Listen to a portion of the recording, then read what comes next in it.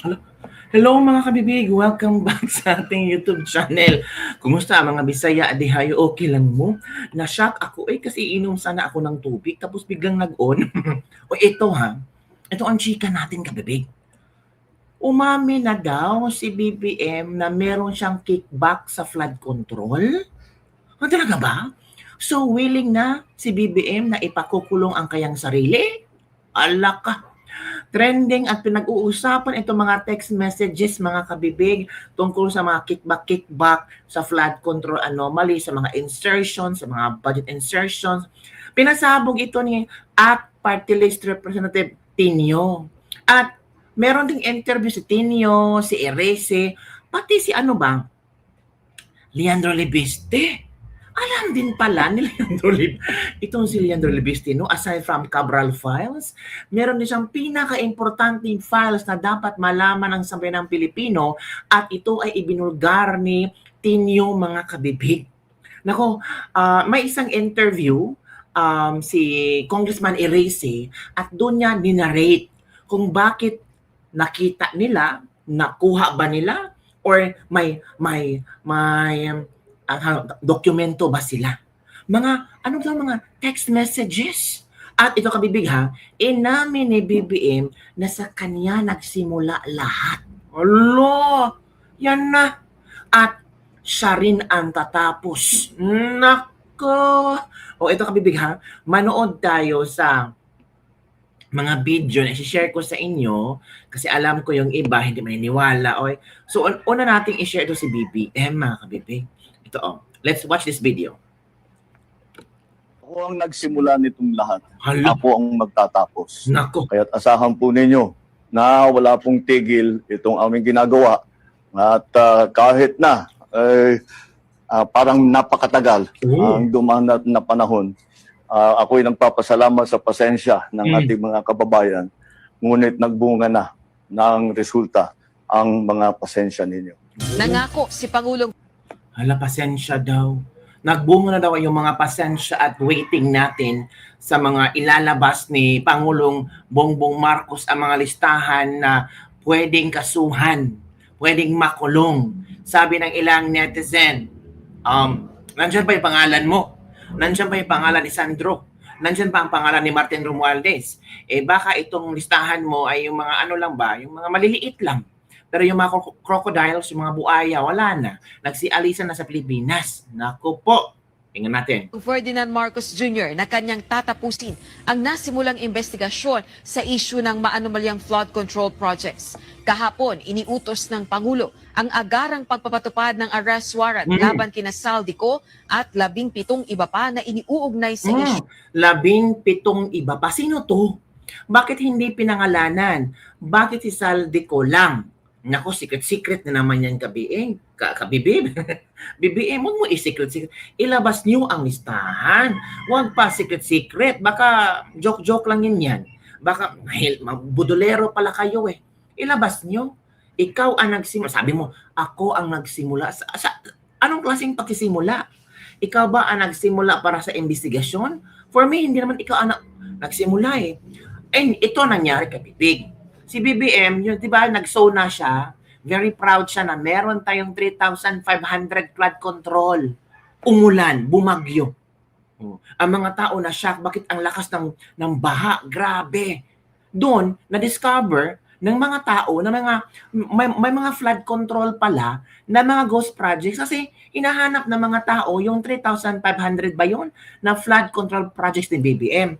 Doon nagsimula BBM.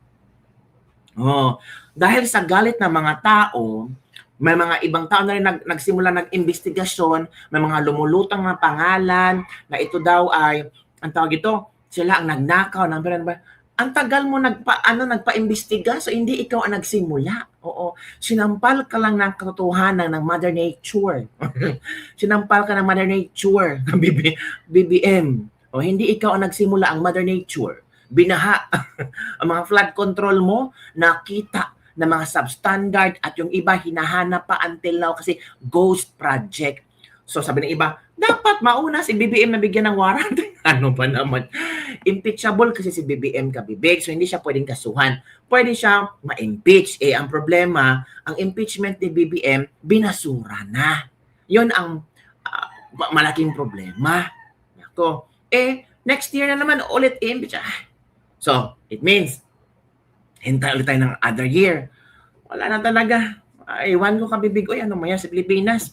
Si Zaldico lang ang parang popular na pangalan binabanggit, pero yung ibang 17 na ibang kakasuhan, wala talaga. Tiniyak naman ng Pangulo na walang magiging special treatment sa mga ito. Ihaharap sa korte at papanagutin sa batas. Papanagutin sa batas. Ay, nako. Papanagutin sa batas na naman. So, eto kabibig, pag-usapan natin itong trending news ngayon na kung saan mga kabibig, itong text messages, nako. Text messages na kung saan si BBM at ang kayang bagman na si Yusek Bersamin nagkwento-kwento, nagchika-chika at delivery ng mga bilyones sa bahay niya sa Nara Forbes Park at kickback daw iyon. So ito si Tinio, Adrian Bersamin, nasa kanya yung mga deliveries ni Bernardo at direktang nire-report niya kay Pangulong Marcos. Agoy. No? At ang sinasabi nga, merong mga exchanges of communications Yan na. between Yusek Bersamin and the President. Mhm. No, ni-report niya yung pagkakompleto ng 7.112 billion in deliveries. Wow, reporting No? pala to. Tapos may acknowledgement ng Pangulo. May hawak na record si Batangas 1st District Representative Leandro Ligarda Hala, si Leandro Livesti pala ang may hawak sa lahat mga kapatid. Kaya pala pinabakasyon si Leandro. Kasi yung ulo ng impormasyon ay hawak na ni Leandro Livesti. ng palitan ng text messages ni na Pangulong Ferdinand Marcos Jr. at dating Presidential Legislative Liaison Office Undersecretary Adrian Bersamin. Kaugnay ng kickback sa bilyong pisong halaga ng budget insertions mula December 2024 hanggang July 2025. Para sa mga kongresista, matibay na ebidensya umano. Ito nagdirektang pagkikilahok ni PBBM sa flood control corruption scandal. Si Adrian Bersamin, nasa kanya yung mga deliveries ni Bernardo at direktang nire-report niya kay Pangulong Marcos. Nako. No? At ang sinasabi nga, merong mga exchanges of communications between Yusek Bersamin and the President. No? Ni-report niya yung pagkakompleto ng 7.112 billion in deliveries. Yun pala, anda 7.2 billion ha, deliverables. Tama pala yung mga wordings. Oy, ito naman si Congressman Eracy sa kanyang nalaman. Makinig tayo.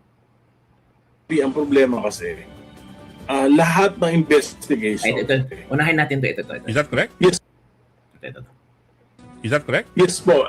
Kasi po, kami po inimbita ni Congressman Libiste. Three occasions at hindi lang naman ako, hindi lang si Congressman Tino, may tatlo pang mga representatives ng Kongreso ang nakakita nito. Halak pa. Ito ay nasa kanyang laptop at pinakita niya sa amin yung buong conversation between President Marcos and dating PLL o Chief Adrian Bersamin, including a parang detailed na kwenta ng gastos ng Pinta ha. Alyansa campaign ng 2025. Naku po. So explicit po talaga yung messages. Walang coding o mga Wala. secret May jargon. dalawang number, supposedly number ni President Marcos at number ni PLLO Chief Adrian Bersamin. Pero sir, these are screenshots or images. Parang ano siya, parang talagang images. Images. Ang una niya pinakita yung video, yung CCTV kuha na yung CCTV na nakunan sa bahay ni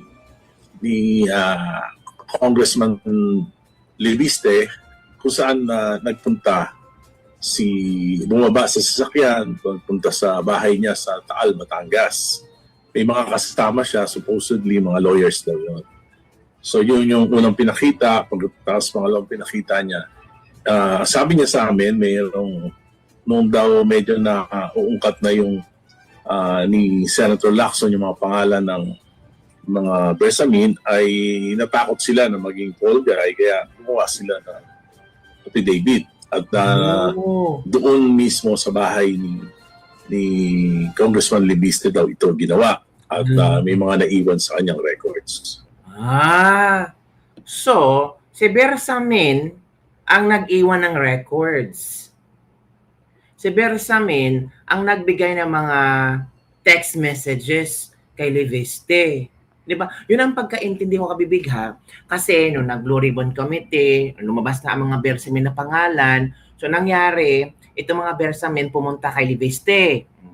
Batangas ba yun? At doon gumawa ng affidavit. At that time, ibinigay nila ang mga dokumento na pinakatago-tago nila na nagdidiin sa Pangulo. Yun ang kaya merong ebidensya si Leviste. At ito ay pinakita ni Leviste kina Erese, kina Tinio, at ito ay ginamit ni Tinio para sa grounds for impeachment ni BBM. Ang nangyari, kabibig, binasura ang impeachment ni BBM, kaya hindi na pwede itong pag-usapan muli. Close story na ito. Kaya pala itong si Leandro Leviste, mga kabibig, di ba last February 5, may pino si Congressman Leandro Leviste. Sabi niya dito, mga kabibig, ilalabas ang ebidensya ng kickback sa tamang panahon. Kickbacks, pinag-usapan ni Leviste, kickbacks. So related sa pinalabas ngayon ni Tinio, yung word na kickbacks. Hala ka. Basahin natin, ha. Hindi ko gustong mag-abroad. Humingi ako ng pahintulot sa Kongreso dahil pinakiusapan ang aking ina ng ilang representante ng administrasyon na mag-abroad ako kaysa tuluyan kong ilabas ang ebidensya tungkol sa mga proponents ng mga maanomalyang DPWH projects. Yan na. Ito na. Ito na yung kasagutan ng maraming Pilipino kung bakit si Leandro Leviste ay mag-abroad, lalabas sa bansa. Diba? Ito pala yun. Higit pa sa Cabral Files, tingnan nyo. Nasa akin ang ebidensyang nagpapakita ng pagtanggak ng kickbacks. Ito na yung sinasabi. Pinayuhan akong hindi pa ngayon ang tamang panahon para ilabas ito. Ngayon pa man, nakapaghanda na ako ng videos para kahit anumang mangyari sa akin, lalabas ang katotohanan. Kapag nailabas ang ebidensyang ito, maunawaan ninyo kung bakit nila ako inaatake. Dahil sa takot nila sa ilalabas ko. Gayon pa man, hindi tayo matitinag sa mga paratang ng walang basihan at lalabas din ang katotohanan sa tamang panahon. At kapag gumating ang tamang panahong iyon, sana mauunawaan ninyo kung bakit ako pinayuhan na hindi pa ngayon ang tamang oras upang ilabas ito. Hala ka. Makonect na talaga, kabibig. Umaasa rin ako na magbabahagi ng katotohanan sila dating Undersecretary Sir Bernardo, Secretary Bunuan, at iba pang kasalukuyang at dating cabinet secretaries and undersecretaries. Di ba si Adrian Bersamin is one of the undersecretaries ni BBM. At bagger, delivery boy or bagger ba? Ang tamang panahon ay darating kapag may alam tungkol sa mga maanumalyang DPWH projects at kung sino ang nakatanggap ng kickbacks ay handa nang magsalita at mangyayari lang ito kung naramdam nila na susuportahan at protektahan sila ng taong bayan kapag ibahagi nila ang katotohanan. Katakot-takot ang ginagawa ng mga sangkot sa mga anomalya para pagtakpan ang katotohanan. Grabe. Sana wala ng testigo matatagpo ang patay, mahuhulog sa bangin o mapatahimik. Ngunit kung may mangyari man, mabuti kung nakapag-iwan sila ng kanilang mga files, affidavits o recording sa mga mapagkatiwalaang tao para hindi mabaon ang katotohanan. Alaka. So ngayon, itong statement ni Congressman Leon Reviste, makukunik natin ito sa statement ni Tinio na mga kickbacks ni BBM. Mga text messages na naglalaman ng impormasyon, coordination, communication, kung paano na-deliver ang kickbacks, sino ang na-deliver ng kickbacks, magkano ang nakurakot ni BBM. Anak ka kabibig. Now we know. Now we can therefore analyze na talagang pinatago talaga itong si Leandro Reviste, na hindi pa tamang panahon ang paglabas niya, ang paglabas ng katotohanan, ang paglabas ng video, ang paglabas ng mga ebidensya. So kailan? Kailan ang tamang panahon? Kung wala na si BBM sa kanyang posisyon, kung hindi na siya presidente, hala ka. So damay-damay na yung ibang mga politiko na nakipag-negotiate ni BBM, na tumanggap ng pera. Kapag hindi na makaupo si BBM na presidente, yan na ang tamang panahon ba? Naku, kabibig. Yan ang sinasabi natin. Grabe palang nangyayari, kabibig. Pero kabibig, paano na lang kung yung yung impeachment ni BBM, di ba? Binasura na. O ito si ito si Congressman Erese. Bakit? Anong nangyari sa impeachment ni BBM? Sabi ni Congressman Erese, pwedeng pinipigilan. Kasi kung straight talaga yan, mabubulga yung mga sinasabi ni Tinio, di ba? Kaya pinipigilan. Kaya may nag-walk out, may nagdrama, di ba? Ito, kinig tayo kabibig ha. Ang problema kasi, lahat ng investigation, pag lumalapit na sa Malacanang, namamatay na investigation. For example, yung ICI. O si Senator Lacson sa Blue Ribbon, sinabi niya, involved yung mga Bersamin, pero hindi niya pinatawag. So, para bang may laging napipigil, laging bitin. Pagka medyo parang tinuturo lang lagi, Martin Romualdez, Saldico, pero pag dumadating na sa mga cabinet members, pag dumadating na sa pinto ng Malacanang, nahihinto na investigasyon. Kaya yun ang nakikita natin na problema. Kaya nga, for example, kami, sinabi sa amin, ipaprioritize yung Independent Commission Against Corruption Bill. So, tinapos namin sa committee last December. Nag-overtime kami. Tapos biglang hininto.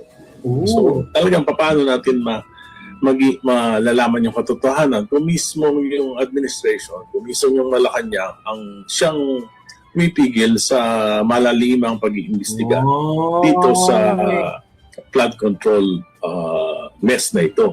Alam mo, ang masama, ang naapektuhan yan, yung ekonomiya natin. Ala, ang Malacanang pala ang pumipigil. Si BBM nagbabidyo-bidyo nga. Sa akin nagsimula, tatapusin ko to. Ay, naku, budol na naman kabibig. Budol na naman. Sabi ni Erese, pinipigilan ng Malacanang. Hala.